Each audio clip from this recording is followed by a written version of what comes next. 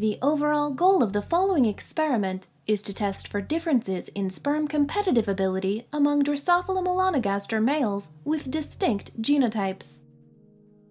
This is achieved by tracking visible genetic markers that identify the paternity of the progeny from a female mated to two different males' genotypes. In the assay, females are first allowed to mate with a reference male, and then allowed to mate with an experimental male. The fraction of the offspring sired by the experimental male is inferred by examining the eye coloration of the progeny.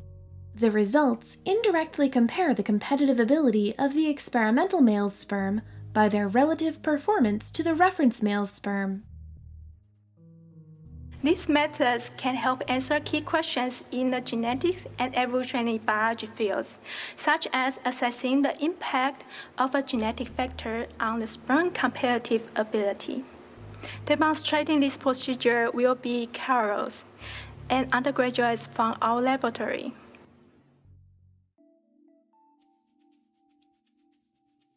The following protocol illustrates the analysis of a genetic factor called SDIC, which presumably encodes a protein involved in sperm motility. Begin by setting up 15 to 20 vials. To each vial, lightly sprinkle the media with a few dried active yeast pellets to facilitate oviposition. Always use fresh, nutritive media, such as a cornmeal yeast medium. Then, to each vial, add 8 to 10 females, but no more, and add 5 males.